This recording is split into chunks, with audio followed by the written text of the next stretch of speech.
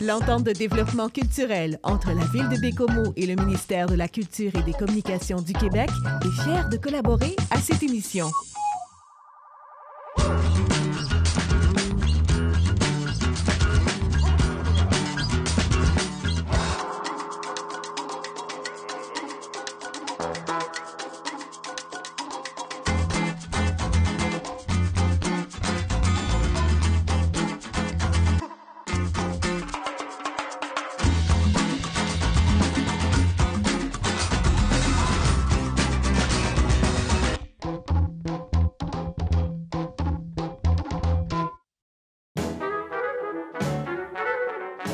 Aujourd'hui, la Manicouagan se souvient d'histoires pas perdues qui se sont déroulées dans ses différents quartiers. Il s'en est passé des vertes et des pas mûres. C'est parti! Mes parents sont arrivés au tout début de la ville, dans les années 36 et 37.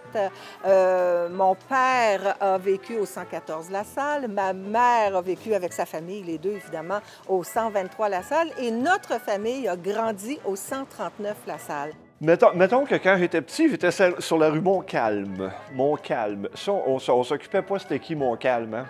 C'était des images, Montcalm, Taché, Frontenac, Wolfe. D'ailleurs, la rue Montcalm, c'était la dernière rue de la paroisse Sainte-Amélie. Après ça, ils ont fait la paroisse Saint-Nom-de-Marie. Puis là, ils ont pris la moitié de la rue en haut, puis ils ont dit ça, c'est Saint-Nom-de-Marie. La moitié d'en bas, vous restez Sainte-Amélie. Ça a fait de la chicane pendant quasiment 2 ans de temps, le temps que ça se stabilise. On habitait sur la rue Laurier. Alors, c'est sûr que on connaissait tout le monde. Il y avait juste une paroisse à l'époque. Alors, c'était très plaisant. Mes souvenirs les plus lointains remontent à 3 ou 4 ans, peut-être. Il faut dire que les 5 premières années, jusqu'à la maternelle, on ne traversait pas beaucoup la rue, sauf avec nos parents ou avec nos grands frères, nos grandes sœurs. Sinon, à 5 ans, c'est la maternelle et là, c'est une espèce de découverte du quartier. La rue Montcalm, regarde, là, c'était le bonheur total. On pouvait aller jouer dans la rue sans regarder à gauche puis à droite. Là. On était chez nous. Les terrains étaient tout rough quand j'étais petit. Les terrains n'étaient pas finis comme à cette heure, tout beau gazonné. T'sais, on parle de une soixantaine d'années. Fait que les gens, on se connaissait tous. Nous autres, on était à côté de la quincaillerie Roland-Tremblay. On faisait des choses avec M. Tremblay du temps. On mangeait du hareng boucané. Fait qu'on avait de la liberté. On pouvait aller même dans le champ à M. Trudel. On marchait dans le champ à Trudel à travers les vaches. On revenait à la maison. On faisait du skidoo. Écoute, on partait, on avait un garage en arrière, on avait un gros skidoo. On partait, j'avais 11-12 ans, là. On partait avec le skidoo, on traversait la rue Bossé. Les voisins, il y avait des sentiers pour aller chez les voisins, tu sais. Va me chercher une livre de beurre. Il n'y avait pas de clôture.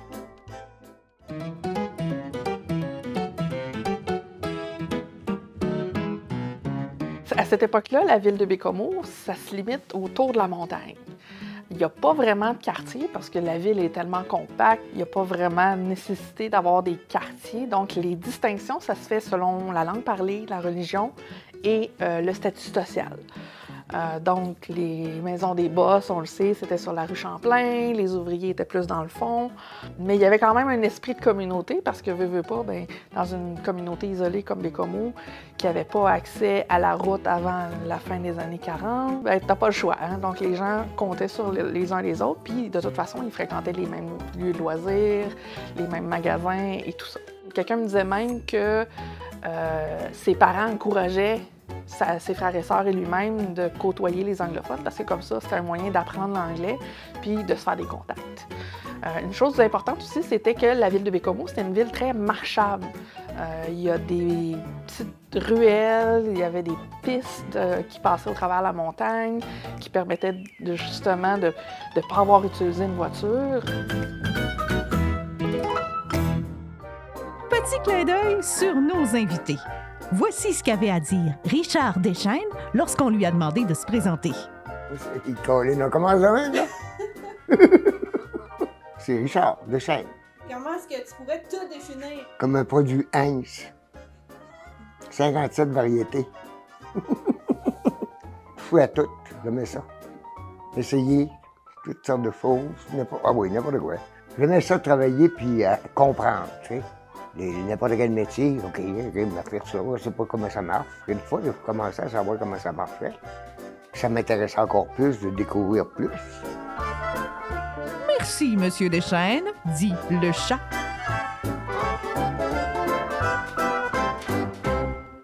Jamais allé au jardin à Chicago, puis comme mes parents avant, mais jamais mieux. La montagne en arrière, là, j'ai dit, là, je pourrais vraiment jouer. Je peux vraiment jouer. Bien, on jouait, notre terrain de jeu, c'était dehors et le Mont-Sec. Alors, sur la montagne, je peux vous dire que oui, on a joué. Le Mont-Sec s'était nommé après une bataille de guerre en France que M. McCormick était en charge comme général. Puis il voulait nommer la petite montagne-là, Mont-Sec. On a joué au cow-boy, on a joué à la guerre, on a fait du ski. On va dire comme on dit, on faisait toutes sortes de choses. Mais on était tout le temps dehors. Si les parents voulaient nous punir, bien, ils disaient « tu sors pas à soir ». On s'amusait beaucoup dehors, mais on avait la liberté de se promener. Tu sais, c'est pas comme aujourd'hui qu'il y a tellement de choses qui arrivent puis que les parents ont plus peur qu'avant. On déjeunait le matin, l'été surtout, on déjeunait le matin, on sortait jouer, on rentrait dîner, on sortait jouer, on rentrait souper et on ressortait jouer le soir jusqu'à la noirceur. Et même parfois, on aurait voulu rester un peu plus tard, mais plus vieux, on le pouvait, mais très jeune, évidemment, lorsque la noirceur tombait, on ne pouvait pas. Le père, il nous faisait une glissade. L'hiver, il nous a fait une grande glissade.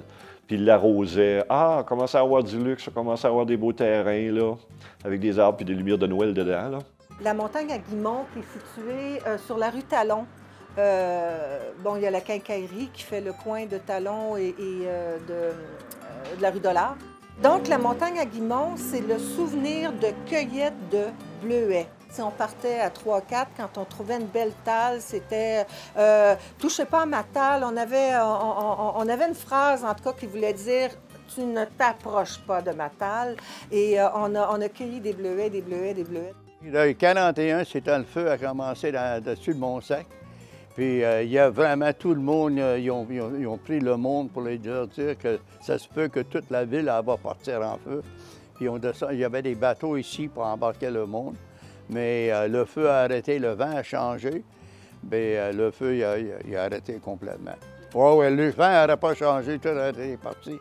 Rappelez-vous, là, à 41, il n'y avait pas grand-chose.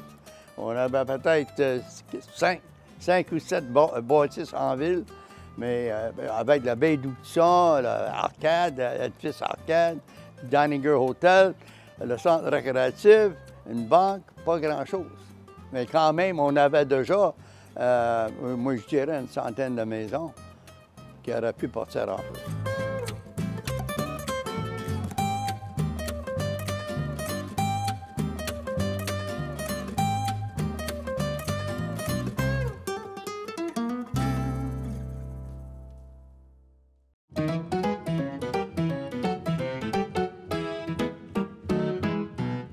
Le transport en commun aussi est arrivé en 1944, donc il y avait 3 minibus qui faisaient le tour de la ville. Puis le tour de la ville, bien, ça arrêtait à Tabagie-Bécomo aujourd'hui. Donc c'était très petit d'avoir 3 autobus, alors qu'aujourd'hui, avec les 2 secteurs, on en a 2. Une chose aussi très drôle, c'est qu'en 1938, il y a quelqu'un à la ville de Bécomo, à la Bécomo Company, malheureusement, on ne sait pas c'est qui, le recensement n'est pas signé.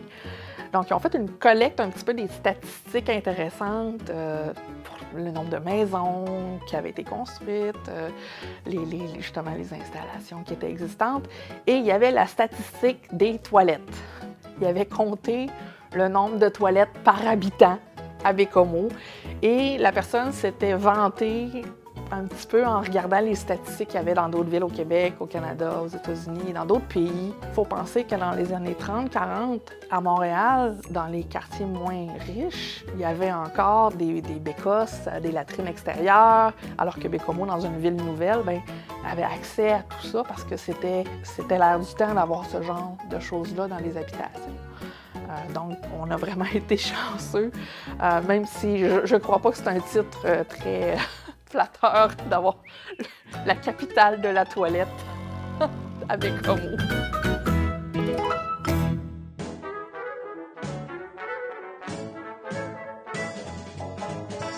Si je veux foirer, mais pour foirer, ça prend de l'argent. Et à la place de foirer, je travaille. Je ramasse mon argent.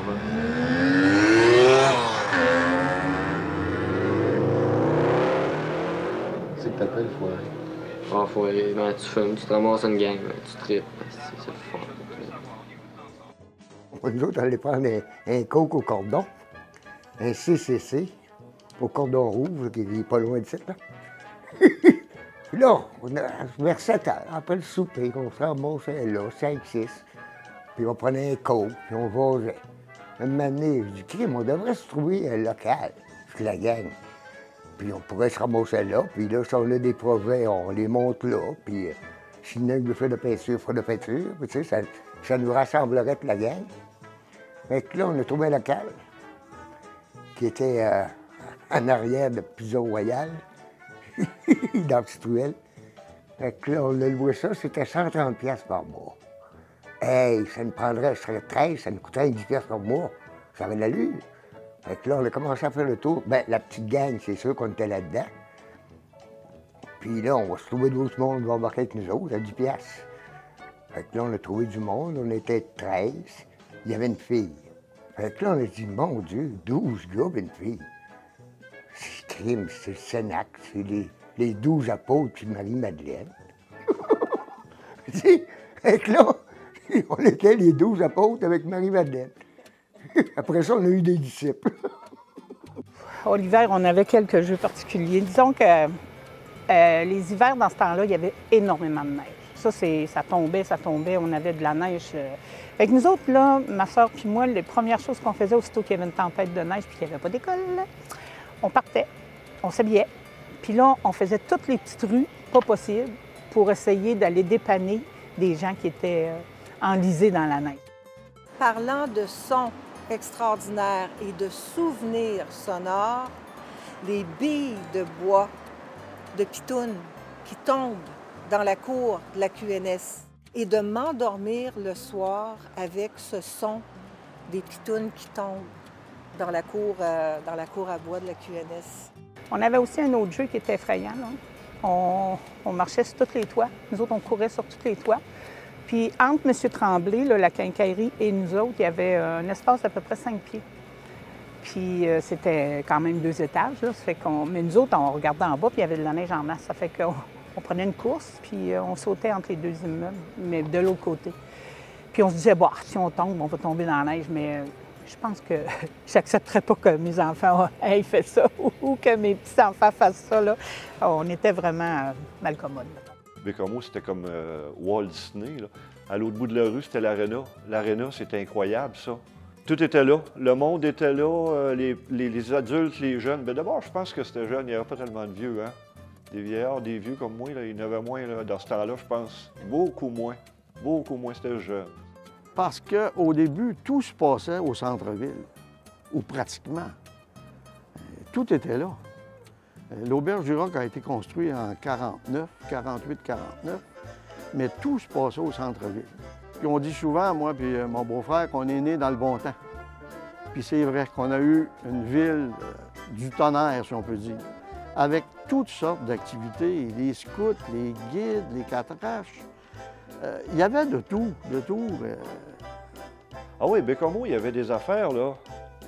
Il y avait des enterrements de vie de garçon qui se faisaient sur la rue principale, là. C'était pas beau à raconter, ça ne le raconterait pas, mais ça existait. Bien, je crois que le colonel McCormick en est vraiment le chef-d'œuvre, autrement dit, le maître d'œuvre, d'avoir été visionnaire comme ça. Il voulait, Bécomo, c'était comme on dirait, son jouet. Puis il l'avait à cœur, mais je pense qu'il a tout donné ce qu'il pouvait. Que ce soit des prêts pour le centre récréatif, le BCCA, dans tout.